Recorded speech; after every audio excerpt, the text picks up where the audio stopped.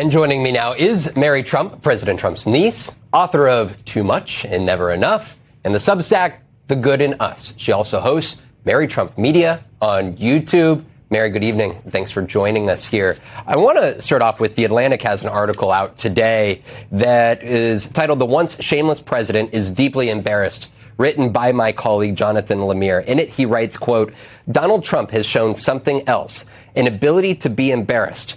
When that has happened, he has lashed out angrily and has been willing to deploy the levers of government and his compliant staff to menace those he blames for his humiliation. Mary, are you seeing this in your uncle, the president, today? Yes. And first of all, it's great to be with you. I think this is a really important topic because we are watching the president of the United States declining across every category: physical, psychological, emotional, and cognitive. And Donald is presenting an increasing danger to the people of this country. And what's really interesting is that he has spent his entire life trying desperately to avoid being humiliated. And now, on an almost daily basis, he's humiliating himself. And Donald has always been somebody who cannot take responsibility for anything. He is always looking for a scapegoat. We're seeing this now with Jeanine Pirro and Doug Burgum. But here's the thing. When it is so blatantly his fault, all of the myriad problems that we're dealing with right now, it's getting harder and harder to sell that narrative to people. Mary, he's still pushing the pool vandalism theory without evidence. And I think in a way that it encapsulates such an easy, disprovable thing, right? In some ways, conspiracy theories are oftentimes hard for us, especially as journalists, to decisively say, this is not fact, this is not real. But he was willing to have, Jeanine Pirro was willing to tell him that he was wrong. To what extent do you believe that there are other people like Jeanine Pirro that are standing up to the president? Is there anybody in his own family that is doing this at this point? I highly doubt it. And that's because all of Donald's relationships are transactional. So as long as somebody is getting something from him, or conversely, as long as he's getting something from them, they will continue to do whatever they have to do to get the benefit of the relationship. What's interesting, what we're seeing with Pirro is a new twist, because we've seen a long line of people over the years who've been 100% loyal to Donald, and he has turned around and destroyed them or cut them off. Loyalty is a one-way street. But Pirro has reached this point because what Donald is asking her to do is risk disbarment by bringing fraudulent prosecutions against completely innocent people.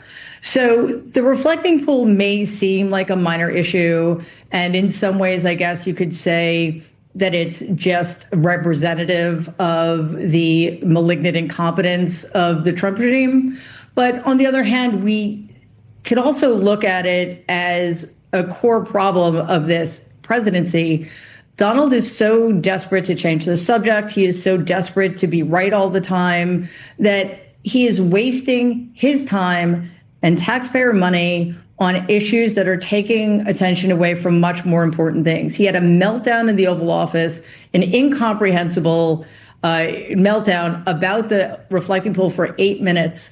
We are a nation at war because he chose a war against Iran, and he is completely obsessed with things that are relevant to nobody but him.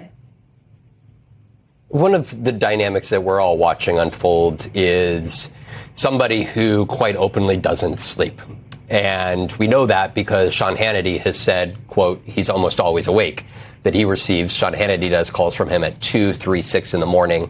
Secretary Scott Bessent, he said that he's received a call from him at 2 a.m. And I know some people can operate more on little sleep than others, but the extent of this, it really turns your head. My question for you, as somebody that's had a lifetime of insight into him, is this how he's always operated? And you also say that he's losing impulse control. What do you mean by that?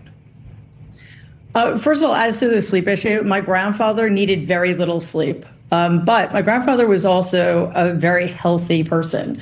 He didn't drink, he didn't do drugs, he didn't smoke. He had a relatively good diet. And he's just one of those people who's lucky to be able to get by on 4 or 5 hours of sleep a night. But he also gave his children the message that needing sleep was weakness, and being weak was not something anybody could ever allow themselves to be thought of. So I think Donald took that to heart and feels like in order to be a tough guy, he needs to get by on very little sleep. He's not healthy. We know that he drinks an excessive amount of Diet Coke, and of course, he's getting older. So this is going to have a serious impact on his ability to stay awake during the day, to focus.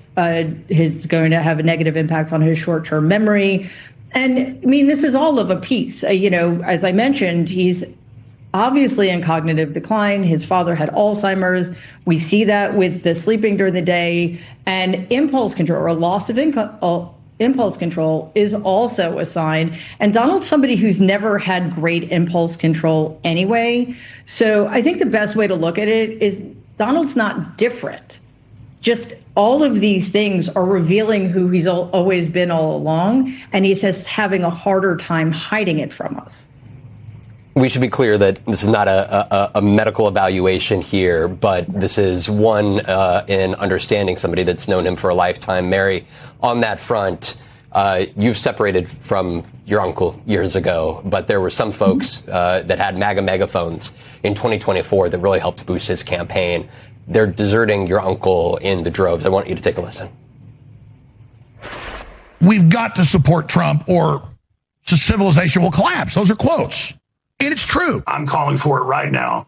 25th Amendment, impeachment, whatever needs to happen to get this front and center, to get control of our country. I've been very open with the fact that I will be supporting Trump. I'm completely embarrassed that I supported Trump in the past because of, the fact that he completely flipped on his entire base. I wish you the best of luck. Thank you very much. It's a great honor. I never even wanted Trump to win until he was the only guy to vote for. I became an active Trump supporter when they raided Mar-a-Lago. You and I and everyone else who supported him, you wrote speeches for him. I campaigned for him. I mean, we're implicated in this for sure. I want to say I'm sorry for misleading people. It was not intentional. Mary, I last saw you in person at one of the Joe Biden, Donald Trump debate during the summer of 2024. And I wish I had maybe asked you the question at the time, could you foresee one of his primetime speakers in Tucker Carlson departing from him so suddenly? But did you think at the time that potentially that there would be this sort of a separation happening with such swiftness? I don't know if I would have been able to pinpoint it so specifically, but it isn't surprising. And I think anybody who's known Donald at all, and you're right, I'm not a neurologist or anything, but there's plenty of evidence based on my own experiences, my grandfather's Alzheimer's, that he is deteriorating. But it's not even that's the issue. It's the fact that Donald will always get worse, and as he loses a step, he becomes more desperate and he lashes out. And it is becoming harder and harder for people like Tucker Carlson, et cetera, to support him. But what I'm seeing isn't a change in heart, because Donald has been doing horrific things for the last decade. He's been accused of horrific things. He's been indicted and found liable for horrific things. What these people are doing is rebranding in the hopes that there is a future for the Republican Party beyond Donald. But I think it's also really important to realize that these people speaking out now are largely responsible for keeping him in power. And he's still able to do the damage he's doing because he has the full support of the Republican Party.